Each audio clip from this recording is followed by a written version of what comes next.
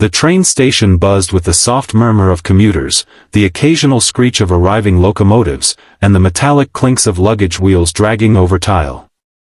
Morning light spilled through tall arched windows, bathing the ticket counter in a quiet gold.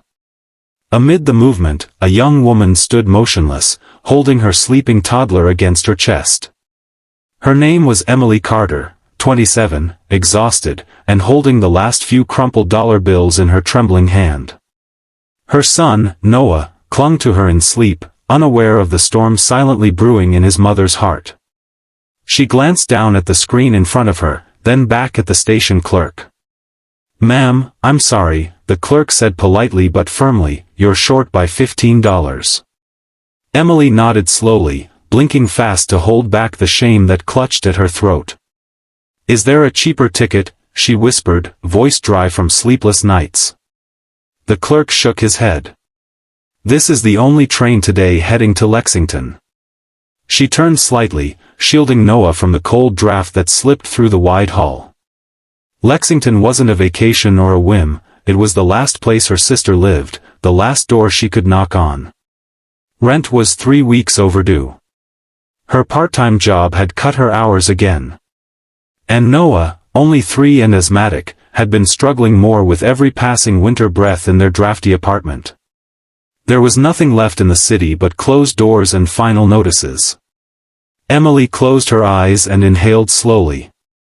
"I'm sorry, I can't afford this," she whispered, not just to the clerk, but to herself, to the universe. The sound of those words seemed to echo louder than she expected, though she hadn't intended anyone else to hear them. A soft voice broke through the silence. "Excuse me." Emily looked up, startled. A man stood a few feet away, dressed in a sharp black coat, hair neatly styled, eyes calm but observant. He looked like someone used to important meetings and private chauffeurs, not train stations or overhearing broke mothers. She stepped back instinctively, clutching Noah tighter. "I didn't mean to bother anyone," she said quickly. "I'll figure something out." But the man raised his hand gently, signaling no offense taken. Then, without asking another question, he approached the counter, pulled out a slim leather wallet, and quietly said, "Add her ticket to mine, please." Emily's breath caught. "Wait, what? No, please, I can't accept that," she said, embarrassment coloring her voice. But the man didn't even look at her. He simply handed over his card and spoke softly to the clerk, "2 tickets. Hers and mine." No need to mention it further. The transaction was complete before Emily could protest again. The clerk handed her the printed ticket. She stared at it like it was made of gold. I don't know what to say," she stammered, finally turning to him. "Why would you?" He looked at her for the first time then, really looked. And his gaze wasn't pitying. It was gentle. Thoughtful. "Because you said, I'm sorry, I can't afford this, and no one should have to whisper that at a train station," he said. "Especially not a mother carrying everything she loves in her arms." Emily blinked back the tears. His words, simple, kind, and so unlike anything she had heard in a long time, pierced her armor. "Thank you," she whispered. "I didn't expect kindness today." He gave a soft nod, almost as if acknowledging something unspoken.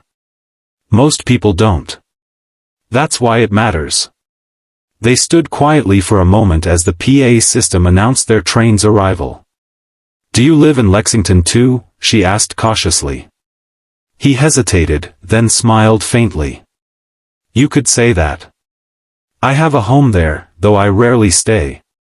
Today, I'm heading back for personal reasons." Emily noticed he held no luggage. No phone in hand. Just a folded letter peeking from his coat pocket. She didn't ask. Some silences were sacred. As they boarded the train together, he lifted Noah's bag from her shoulder without asking and helped her find a seat by the window. Noah stirred in her arms, opened his eyes, and looked sleepily at the man. "Are you my mommy's friend?" he asked in his soft, raspy voice. The man smiled. I'm just someone who was lucky enough to be standing nearby, he replied. The train began to move, slow at first, then gliding with purpose through the city's skeleton. For a while, the ride was quiet. Emily watched the gray buildings turn into fields, her mind spinning with thoughts. What if he hadn't been there? What if she had turned back? She looked at him, seated across from her, his eyes focused on the countryside rushing past. I never asked your name, she said. He turned slightly. Daniel. She smiled. I'm Emily. And this is Noah.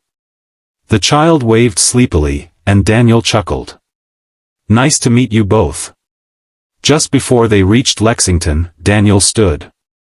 My stop is a little before yours, he said, grabbing his coat. Will you be all right from here? Emily stood too. Because of you, yes. More than you know. Daniel nodded but didn't linger. He handed her a business card, almost as an afterthought. If you ever need something, job reference, help settling in, give this number a call. She looked down at the card, reading only the name, Daniel Whitaker. As the train pulled into the next station, Daniel stepped off, disappearing into the crowd.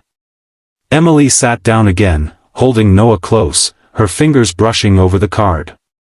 The name tugged at something familiar. She pulled out her phone, typed it into a search bar, and stared as the results flooded in. Daniel Whitaker, CEO of Whitaker Holdings, philanthropist, advocate for single parents. Her mouth fell open. That letter in his pocket. The quiet way he carried himself. The kindness in his voice. He hadn't just been anyone, he had been someone who knew what it meant to help and chose to do so quietly. Without announcement. Without judgment. Emily clutched Noah tightly and whispered, one day, we'll help someone else, just like he helped us.